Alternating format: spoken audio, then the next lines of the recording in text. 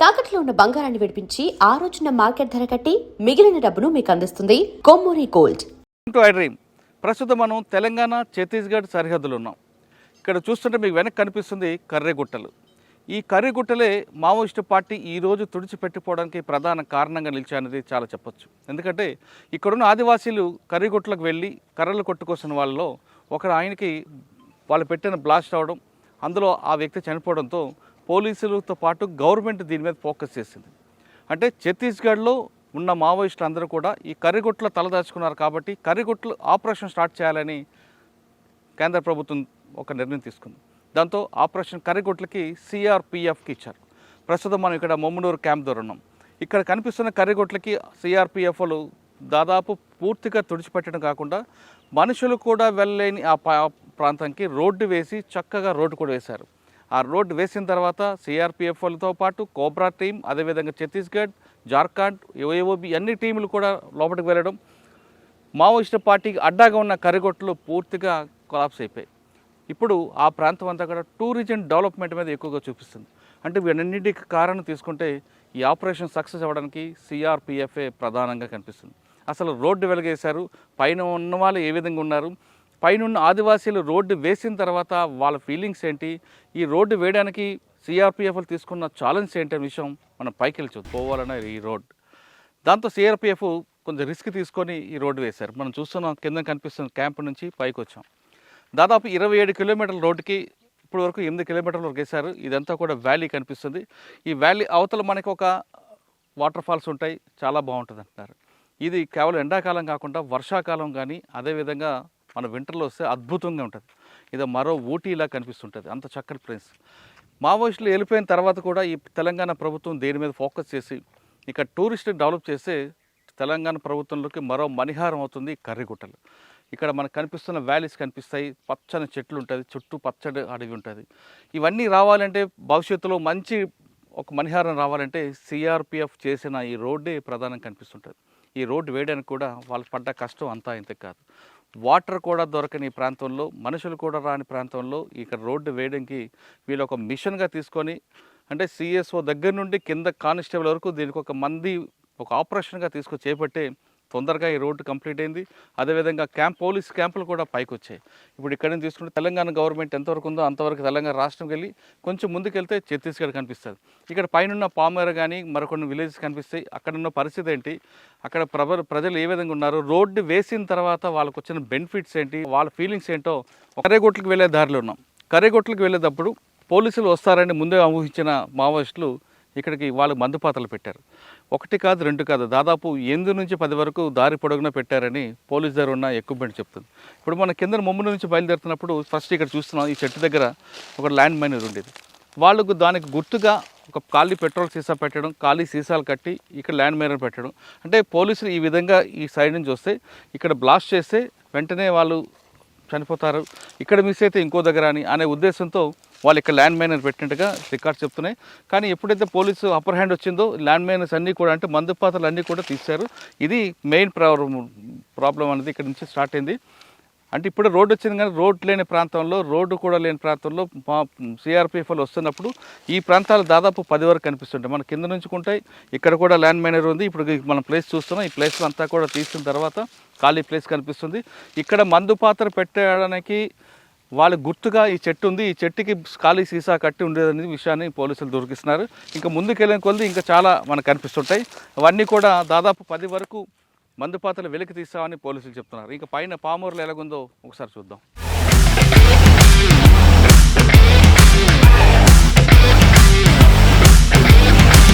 మనం కర్రెగుట్ట హిల్స్కి వచ్చాం. ఇది సిఆర్పిఎఫ్ బేస్ క్యాంప్ కనిపిస్తుంది. ఇక్కడ సిఆర్పిఎఫ్లు రావడానికి దాదాపు 3 నెలలు పట్టింది. ఇక్కడ రావడానికి వాళ్ళు రోడ్డు వేసుకొచ్చారు. అన్నిటికన్నా ఎండాకాలంలో ముఖ్యంగా వాళ్ళకి కావాల్సిన మంచినీరు కూడా దొరకని ఈ ప్రాంతంలో రోడ్డు వేయడానికి వాళ్ళు పడ్డ కష్టం అంతా ఇంత కాదు. ఇక్కడ నుంచే మావోయిస్టు పార్టీ పూర్తిగా వాళ్ళ అప్పర్ హ్యాండ్ ఉండేది గతంలో. ఇప్పుడు మాత్రం పోలీస్ క్యాంప్స్ కనిపిస్తున్నాయి. దీని వెనక పామూరు అనే విలేజ్ కనిపిస్తుంది. అక్కడ వాళ్ళు బేస్ క్యాంపులు పెట్టుకోవడం కాకుండా వాళ్ళ చేతుల్లో ఉన్న వాళ్ళ ఆదివాసులందరినీ కూడా ఉంచడం. ఇప్పుడు మనం చూసిన దారి అంతా కూడా మందుపాతలు పెట్టి ఇక్కడికి ఎవరైనా పోలీసులు వస్తే వాళ్ళ మీద అటాక్ చేయడం. మందుపాతలు కూడా ఒక వ్యక్తి మీద చంపడం కాకుండా వేరే వెహికల్స్ వస్తే పైకి ల్యాండ్ బ్యానింగ్ అయిన విధంగా కూడా ఏర్పాటు చేసినట్టు కనిపిస్తుంది. ఈ ప్రాంతానికి రావాలంటే గతంలో దాదాపు 10 మందుపాతలు ఉన్నట్లుగా పోలీసుల విచారణ బయటపడింది. ఇప్పుడు ఈ బేస్ క్యాంప్ కర్రీగుట్ట హిల్స్ ఇది. ఈ కర్రీగుట్ట హిల్స్ నుంచి ఇప్పుడంతా సిఆర్పిఎఫ్ క్యాంప్ కనిపిస్తుంది.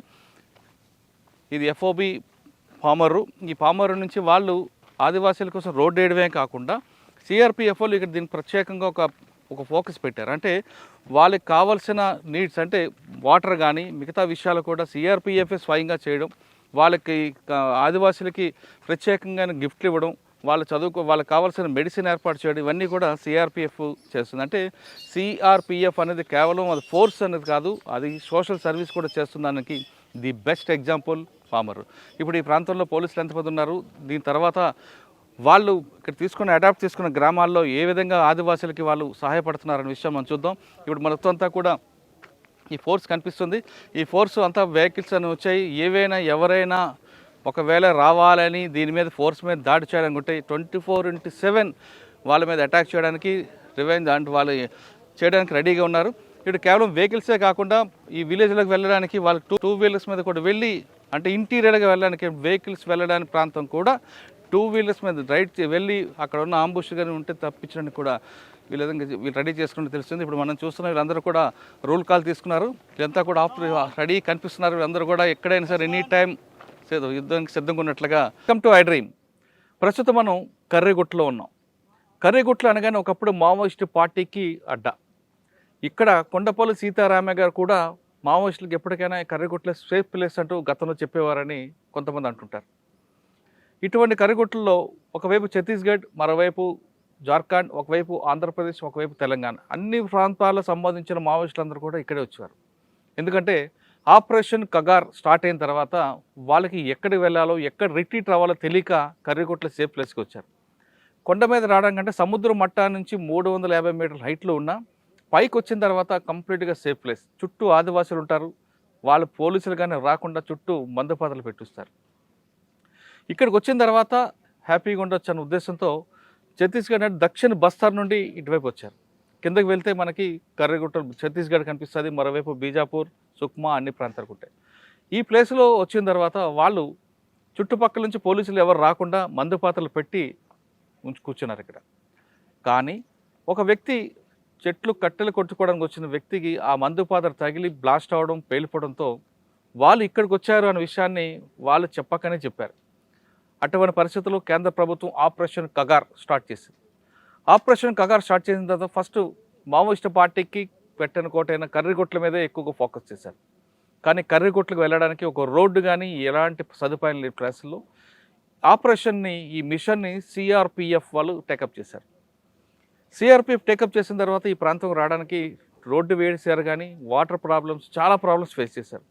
అసలు వాళ్ళు చేసుకున్న ఆపరేషన్లో వాళ్ళు చేసిన ఎలాంటి ప్రాబ్లమ్స్ ఫేస్ చేశారు, ఈ రోడ్డు వేయడానికి సిఆర్పిఎఫ్ 39 క్యాంప్ ఎంత కష్టపడింది అనే విషయాన్ని CRPF outstanding officer 39 commandant Prashant Srivastav గారు ఉన్నారు. ప్రశాంత్ శ్రీవాస్తవ్ గారికి అడిగి ఎంత కష్టపడ్డారు, వాళ్ళ టీం ఎలా చేసిందని అడుగుదాం. ప్రశాంత్ శ్రీవాస్తవ్ గారు ఉత్తరప్రదేశ్ చెందిన ఆఫీసర్, గుడ్ ఆఫీసర్ అంటారు. ఆయన గతంలో అస్సాంతో పాటు శ్రీనగర్, కాశ్మీర్ అన్ని ప్రాంతాల్లో పనిచేశారు. అంటే ఎక్కడైతే డిస్టర్బెన్స్ ఉంటుందో ఆ ప్రాంతానికి సెంట్రల్ గవర్నమెంట్ ప్రశాంత్ గారు పంపిస్తుంటారు. ప్రస్తుతం కర్రీగుట్టలకు వచ్చారు. కర్రీగుట్టలో ఆయన చేసిన ఛాలెంజ్ ఏంటి, ఆయన ఫేస్ చేసిన ప్రాబ్లమ్స్ ఏంటి, ఛాలెంజ్ని ఎలా ఓవర్కమ్ చేశారు విషయాన్ని సార్ని అడుగుతాం. సార్ నమస్తే.